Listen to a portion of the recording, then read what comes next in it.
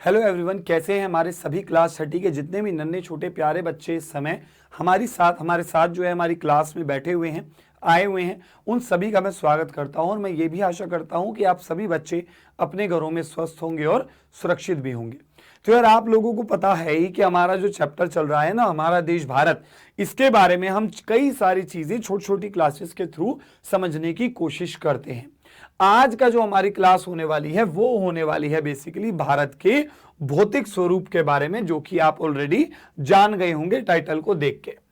अब सवाल ये उठता है कि भाई यहां पर अगर आप इस मानचित्र को देखेंगे तो यहां पर आपको भारत दिखाई दे रहा है और यहां पर आपको कुछ चीजें लिखी हुई दिख रही होंगी। ठीक है, जैसे कि अगर मैं इसको बहुत ही सही तरीके से क्लियर आपको दिखाऊं लिखकर, तो हमारा जो ये वाला जो हिस्सा है, जो ये वाला जो हिस्सा है, ये हमारी है हिमालय पर्वत श्रृंखलाएं।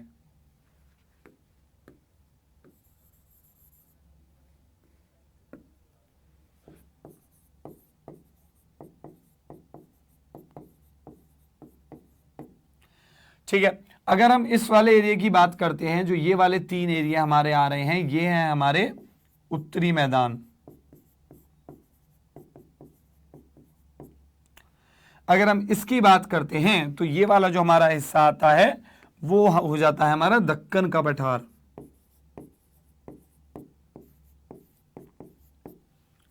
दक्कन के पठार के बाद अगर हम बात करें इस वाले हिस्से की, तो ये है हमारा मरुस्थल, इंडियन डेजर्ट। ठीक है,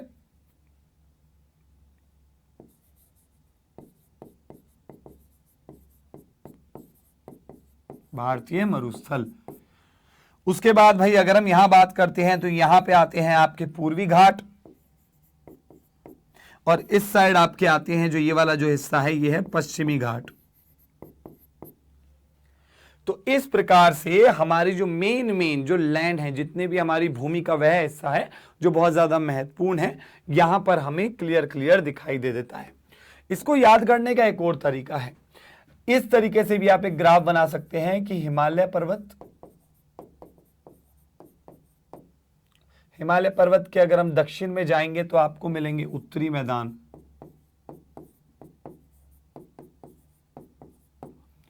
उत्तरी मैदान के अगर आप इस तरफ जाएंगे तो आपको मिलेगा भारतीय मरुस्थल।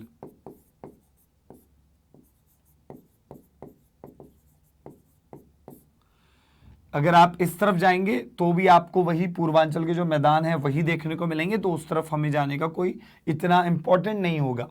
अगर आप इससे नीचे आएंगे तो आपको मिलेगा दक्कन का पठार। दक्कन के पठार के इस तरफ जो होते हैं वो हैं हमारे पश्चिमी घाट, और इस तरफ हमारे क्या होंगे भाई, पूर्वी घाट।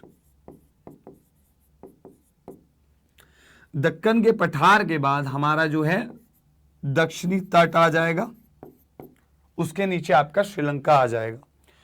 ठीक है, तो इस प्रकार से हमने क्या बना लिया है, हमने एक तरीके से इसके बारे में बना दिया है। यहां पर हमारे क्या आ जाएगा भाई, द्वीप समूह आ जाएंगे।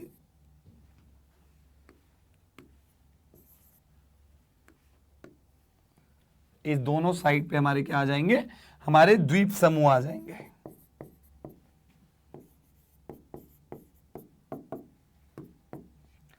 तो इस प्रकार से भी हम क्या कर सकते हैं, भारत की भौगोलिक स्थिति को याद कर सकते हैं। इस तरीके से अगर आप करोगे तो जब हम मानचित्र में जाते हैं, मानचित्र की बात करते हैं, तो हम एक ज्यादा बेहतर तरीके से चीजें और कॉन्सेप्ट जो है हमारे वो क्लियर हो जाते हैं।